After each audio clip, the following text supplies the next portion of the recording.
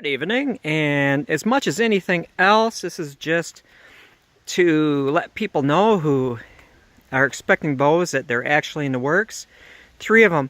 Now check this out. When you look at these bows, you can see how careful matching of the strips really helps. I'm going to move in here. The upper one, the center section, 2 strips, matched them, and so the center section is almost clear. I can see the grain of the wood through there, and then on the outer portion, it's a little opaque, more opaque, and then it goes the same for that middle bow.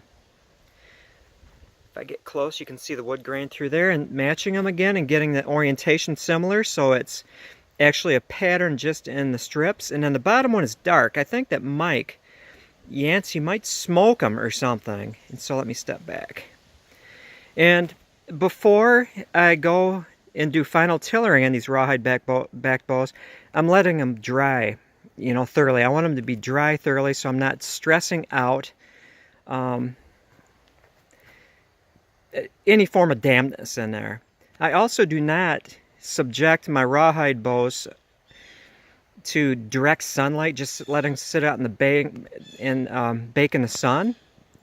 Not much of a believer in that. I'll do that with sinew back bows, but not so much rawhide, because if it creeps,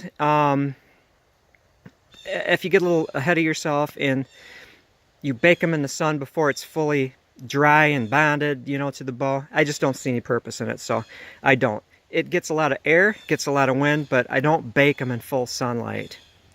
And you cannot see that. There are very pencil line, pencil line, pencil line, pencil lines. I am into, say, what would that be? I can't think of the word.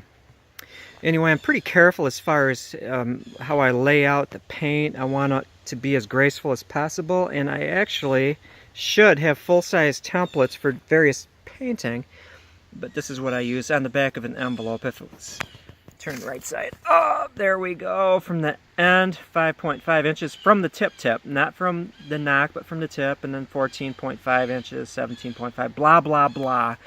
Those are proportions that I worked out. That's the mystery word.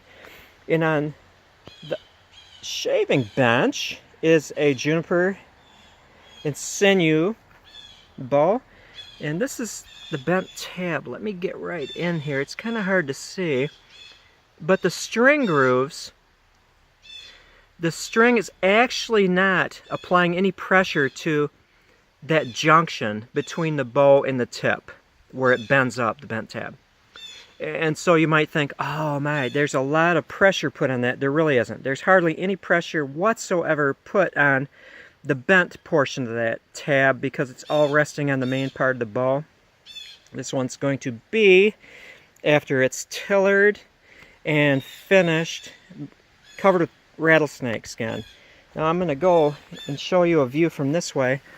It has reflex. There's a few inches of reflex in there, but I am not a reflex monster when it comes to short bows. Pardon my panning around here, I'll get a better view of it.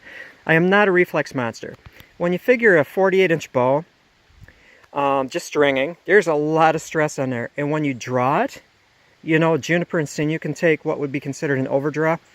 The thing is under pressure, and you don't get anything for free, and that applies to stress management. And so I do not go overboard trying to get like 6 inches of reflex, even though it's juniper and sinew. Maybe with a yew and sinew, but not juniper. And so this has plenty of reflex for a 48-inch bow that's going to be drawn to its draw length of beyond at least 22 inches. Okay, so why have I been slow making bows? Well, it is the season at the preserve, and if you bear with me, I'm going to show you an example. There's black lightning. Tonight is the last workshop of the 2017 season, and I showed you the one for the lighted chandeliers, but this is Feriehausen today. Feriehausen, it sounds kind of German. It's kind of Deutsch. And this is the one I made for my wife earlier as an example. That's going to be her Halloween fairy house. And Made a little windy staircase around that. And then the students, there's 9 stations. They'll each get one of these little fairy house bases, as I call them, 1/4-inch plywood on sawn oak slabs. And there's 9 spots. And my wife is still out gathering all the natural materials that Preserve has to offer going around here. A lot of work. A lot of work, as you can see. And there's the chandelier. Anyway, thank you for watching. Any questions, just ask me. And as you can see, the frequency of my videos that have bows in them is getting a little heavier now that like the 2017 season is coming to a close as far as workshops and programs. Of course, there's going to be crowd control. And especially as we come on to Labor Day weekend, it's different. It's a different quality. Memorial Day, 4th of July, nice busy holidays. Labor Day, it seems like people are angry that summer is coming to an end, and so they can get squirrely. So when I say crowd control, I say it somewhat jokingly, but when it comes to Labor Day, I say it very seriously because you never know what's going to happen. Anyway, thank you. Have a great night, and I hit 1,000 subscribers. That amazes me. Anyway, appreciate it all. Appreciate you guys and gals. Have a good one.